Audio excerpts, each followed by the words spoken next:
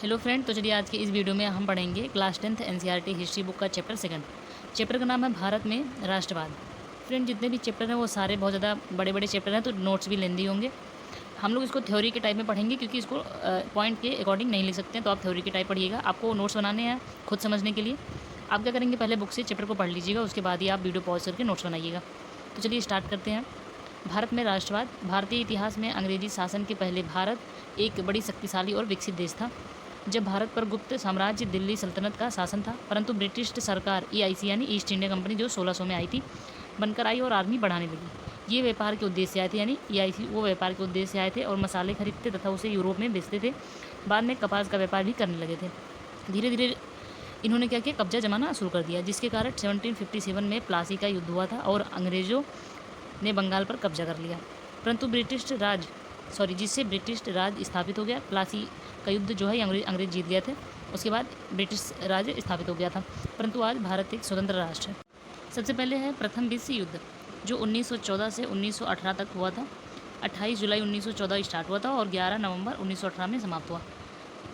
भारत पर अंग्रेजों का शासन था, यानी जब प्रथम विश्व युद्ध हो रहा था तो उसमें भारत पर अंग्रेजों का शासन था। अंग्रेजों की रक्षा व खर्चे में भारी इजाफा हुआ। भरपाई के लिए करों में वृद्धि हुई। सीमा शुल्क बढ़ाया गया और आयकर प्रारंभ हुआ, यानी खर्चे को निकालने के लिए सीमा शुल्क बढ़ाया गया और आयकर प्रारंभ कर दिया गया। भारतीयों को समस्याओं का सामना करना पड़ रहा था इससे। फिर 1914 से 1918 के बीच कीमतें दोगुनी हो चुकी थी। गांव में सिपाहियों को जबरन भर्ती कराया गया। सेना में फिर फसल बर्बाद हो चुकी थी। खाने की सामग्री में भारी कमी आई और उसी समय फ्लू की महामारी भी फैल गई। इसके बाद अकाल और महामारी में 120 से 130 लाख लोग मारे गए। 1921 की जनगणना के अनुसार, यानी 1921 में जो जनगणना हुई थी उसके अकॉर्डिंग पता चला कि इतने लोग मारे गए थे। लोगों की उम्मीद थी कि युद्ध खत्म होने के बाद मुसीबतें कम हो जाएंगी। फिर फर्स्ट वर्ल्ड वॉर किन के बीच हुआ ये हम देखेंगे। तो इसमें दो साइड थे। तो पहले साइड में इटली, ऑस्ट्रिया, जर्मनी, ऑटोमन साम्राज्य और बुल्गारिया थे, और दूसरी साइड में रूस, फ्रांस, सर्बिया और ब्रिटेन। ग्रुप बनने पर लोगों की पावर बढ़ गई, यानी जब ये ग्रुप हो गया और ये ग्रुप हो गया तो इनकी पावर बढ़ गई। तात्कालिक कारण जो था फर्स्ट वर्ल्ड वॉर का, वो ये था कि फर्स्ट वर्ल्ड वॉर का जो तात्कालिक कारण था वो ये था कि एक राजकुमार थे, फर्डिनेंड नाम था इनका, ऑस्ट्रिया के राजकुमार थे, इनकी हत्या कर दी गई थी। दुनिया में युद्ध शुरू हो गया और दो गुट में विभाजित हो गया, एक्सिस और एलाइज। सत्याग्रह का विचार, इसमें देखते हैं महात्मा गांधी जनवरी 1915 में भारत लौटे दक्षिण अफ्रीका से। इन्होंने आंदोलन की शुरुआत की साल 1917 से 1918 में। इनका मुद्दा क्या था, किसान और मजदूरों के दमन के विरोध में। उसमें हालात क्या थे, किसानों से जबरन नील की खेती करवाई जाती थी, जिसमें 46 प्रकार के टैक्स लगाए गए थे। सबसे पहले सत्याग्रह दक्षिण अफ्रीका में हुआ, महात्मा गांधी जी ने ही किया था 1893 से 1915 में। ये क्या किस लिए हुआ था, नस्लवादी शासन का मुकाबला करने के लिए, यानी जो गोरे कालों का रंगभेद था वहाँ पे उसको ख़त्म करने के लिए। फिर सत्याग्रह के विचार के तहत सत्य की शक्ति और अहिंसा के साथ सत्य की खोज की आवश्यकता पर बल दिया गया। अब विश्व भर में गांधी जयंती के अवसर पर 20 अक्टूबर को अंतर्राष्ट्रीय अहिंसा दिवस का आयोजन किया जाता है। अहिंसा और गांधीवादी तरीके के माध्यम से राजनीतिक, आर्थिक और राजनीतिक परिवर्तन लाने के लिए प्रतिवर्ष गांधी शांति पुरस्कार प्रदान किया जाता है। इसके बाद है गांधी जी की भूमिका। आंदोलन को इन्होंने ताकत दी, अंग्रेज अधिकारियों से बातचीत की, किसानों के बयान दर्ज किए और कानून की जांच की। सत्याग्रह से सुधार, 1 महीने में जांच कमेटी गठित हो गई। चंपारण एग्रेरियन बिल पास हुआ। 3 कठिया समेत कई अवैध कानून समाप्त हुए। गांधी जी 9 जनवरी 1915 भारत लौटे। भारत के विकास में प्रवासी भारतीय समुदाय के योगदान को चिन्हित करने हेतु 9 जनवरी को प्रवासी भारतीय दिवस का आयोजन किया जाता है। फिर भारत में सत्याग्रह आंदोलन, महात्मा गांधी का मानना था कि अहिंसा का धर्म सभी भारतीयों को एकजुट कर सकता है। वर्ष 1917 में किसानों को नील की खेती की दमनकारी प्रणाली के खिलाफ संघर्ष के लिए प्रेरित करने हेतु बिहार के चंपारण की यात्रा की। यानी जो सत्याग्रह आंदोलन हुआ वो पहला बिहार के चंपारण में हुआ। उसके बाद वर्ष 1917 में गुजरात के खेड़ा जिले के किसानों का समर्थन करने हेतु एक सत्याग्रह का आयोजन किया गया, यानी दोबारा हुआ। और फिर फसल खराब होने और प्लेग की महामारी से प्रभावित खेड़ा के किसान राजस्व का भुगतान नहीं कर सके और राजस्व वसूली में कुछ छूट देने की मांग कर रहे थे।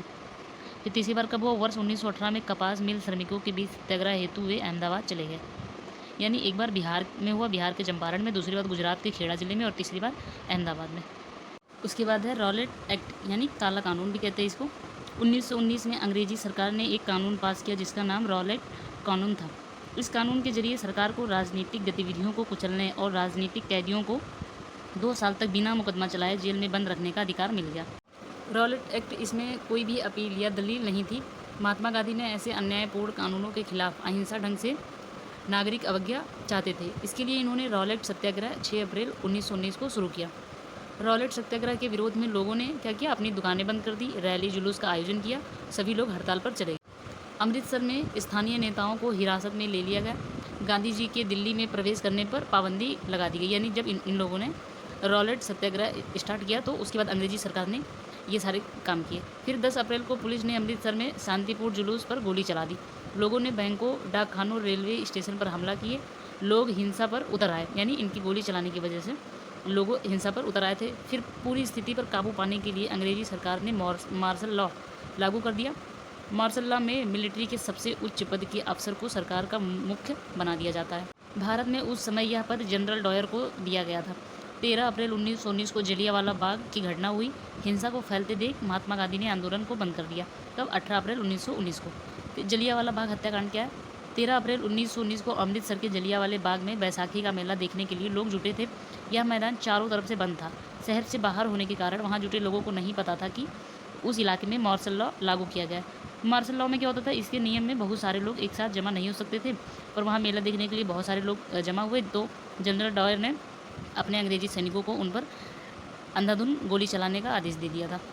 जनरल डायर के सिपाहियों ने भीड़ पर अंधाधुंध गोलियां चला दी। सैकड़ों लोग मारे गए। ऐसा अंग्रेज़ों ने इसलिए किया ताकि भारतीयों पर उनका डर बना रहे।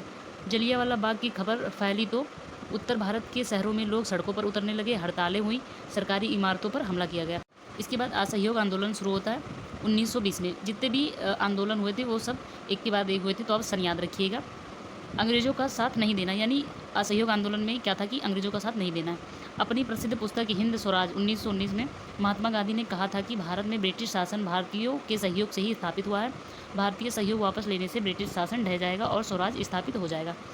आंदोलन के लिए गांधी जी हिंदू व मुस्लिम को एक करना चाहते थे। वे मोहम्मद अली व शौकत अली से मिले। मुस्लिम के जवान राजनीतिक नेता थे।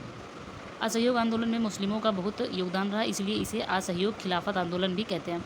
आंदोलन के भीतर अलग अलग धाराएं। जनवरी 1921 में महात्मा गांधी, मोहम्मद अली और शौकत अली, इन्होंने असहयोग खिलाफत आंदोलन की शुरुआत की। इनकी मांग क्या थी? स्वराज, यानी मुख्य इनका जो लक्ष्य था वो स्वतंत्रता था। अब जो असहयोग आंदोलन हो रहा था शहरों में, उस आंदोलन में क्या किया गया? विद्यार्थियों ने सरकारी स्कूलों को छोड़ दिया। स्कूल शिक्षक व प्रधान अध्यापक ने इस्तीफा दे दिया। वकीलों ने मुकदमे लड़ना बंद कर दिया। विदेशी सामानों को खरीदना और प्रयोग करना बंद कर दिया गया। विदेशी कपड़ों को जलाया गया। फिर ग्रामीण इलाकों में इस विद्रोह के लिए क्या किया गया? भारत में ज़्यादातर लोग खेती करने का काम करते थे। ब्रिटिश काल में किसानों और मजदूरों को बेगार नियम का पालन करना पड़ता था। बेगार नियम क्या है? जमींदारों, किसानों और मजदूर से बिना पैसा दिए काम करवाते थे। अवध के बाबा रामचंद्र और जवाहरलाल नेहरू ने किसानों के नेतृत्व में अवध किसान सभा का गठन किया, जिसकी मांग क्या थी? यानी इस गठन का मांग था बेगार व्यवस्था को खत्म किया जाए, लगान कम किया जाए, दमनकारी जमींदारों का सामाजिक बहिष्कार किया जाए। बगानों में स्वराज। 1859 के इंग्लैंड इमिग्रेशन एक्ट के तहत बगानों में काम करने वाले मजदूर को बिना इजाज़त बगान से बाहर जाने की छूट नहीं थी। मजदूर इस कानून को ख़त्म करना चाहते थे। अब चौरी चौरा कांड। फरवरी 1922 में चौरी चौरा कांड के बाद महात्मा गांधी ने असहयोग आंदोलन को वापस ले लिया। ये गोरखपुर स्थित चौरा चौरी बाजार में एक बार जुलूस पर पुलिस के साथ हिंसक बर्ताव किया गया था। फिर आता है साइमन कमीशन 1928 में। इसमें 7 लोग थे, सभी अंग्रेज़ थे। अंग्रेज़ों ने कहा भारत में जाओ और भारत के आज़ाद होने के बाद जो कानून बनेगा उसे तैयार करो। भारतीय लोग इसे अपमानित मानते हैं क्योंकि इसमें कोई भी भारतीय शामिल नहीं था। साइमन कमीशन भारत पहुंचा तो इसका विरोध हुआ।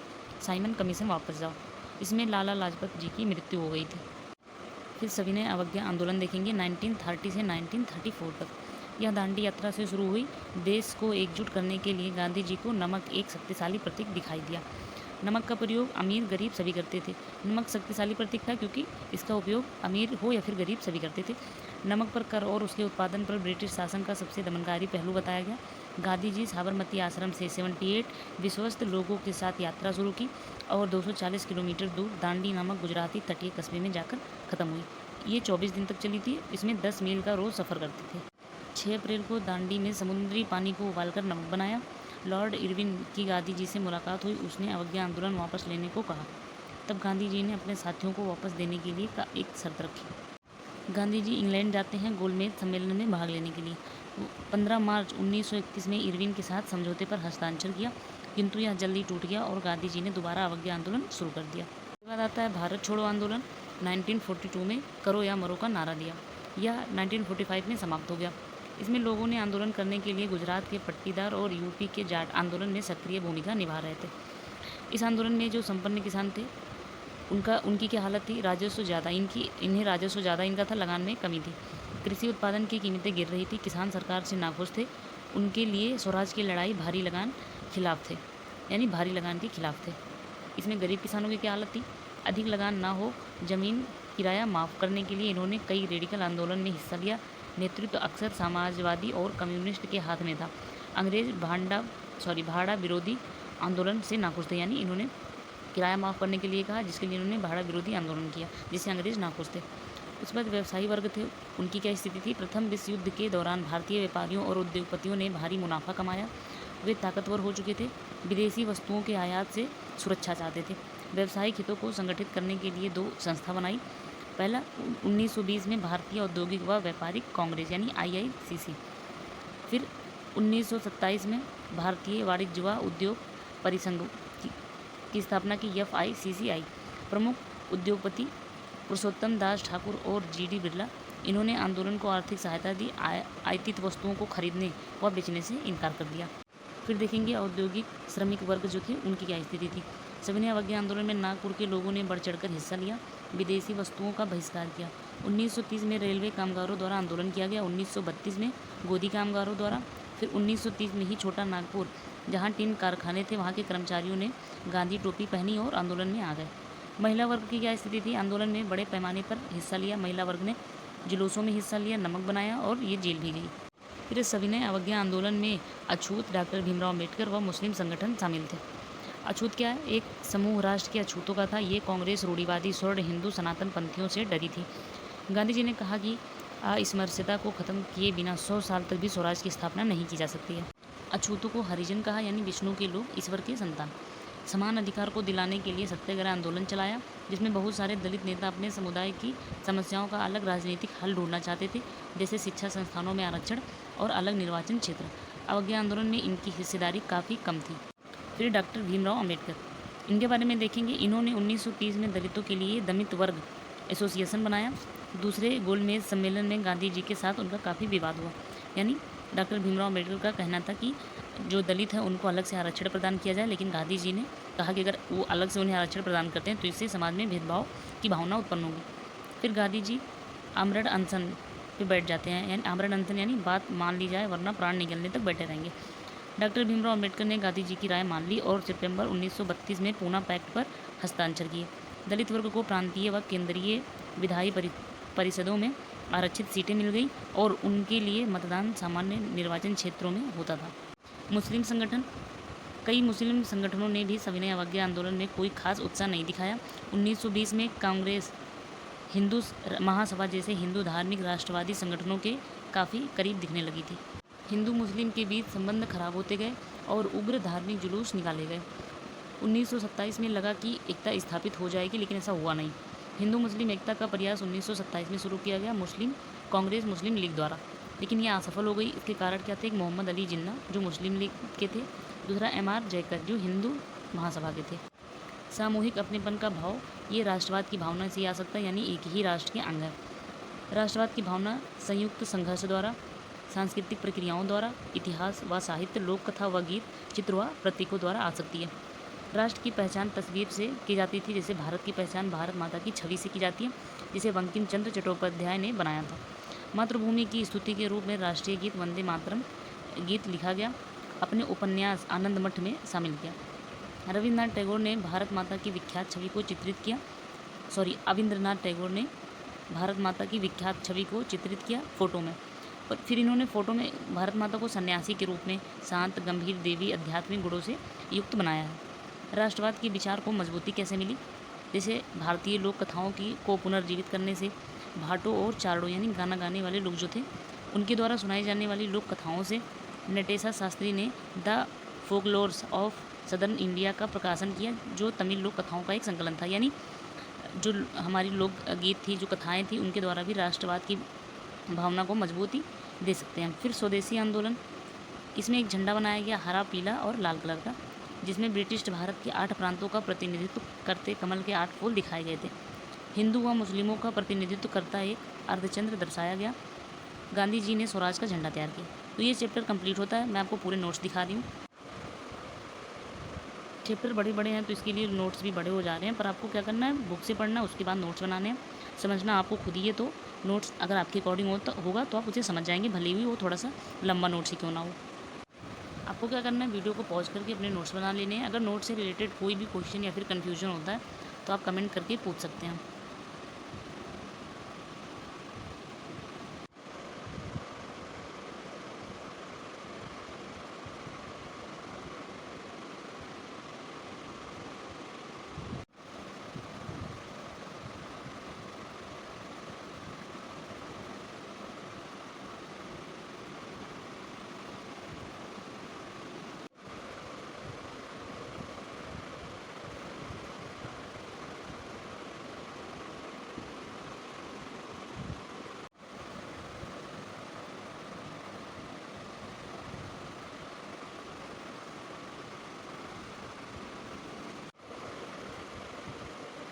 नोट्स के सारे PDF आपको डिस्क्रिप्शन बॉक्स में मैं लिंक इसका डाल दूँगी। आप लिंक ओपन करिएगा तो एक बार में वो ओपन नहीं होगा, मेरे पास नोटिफिकेशन आएगा, मैं अलाउ करूँगी, उसके बाद दोबारा ओपन करिएगा, फिर ओपन हो जाएगा, आपको PDF मिल जाएगी।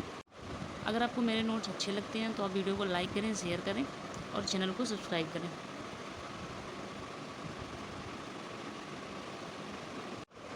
इसके बाद मैं क्लास 11th और 12th NCERT करवाऊँगी, उसके बाद फिर हम ज्योग्राफी स्टार्ट करेंगे।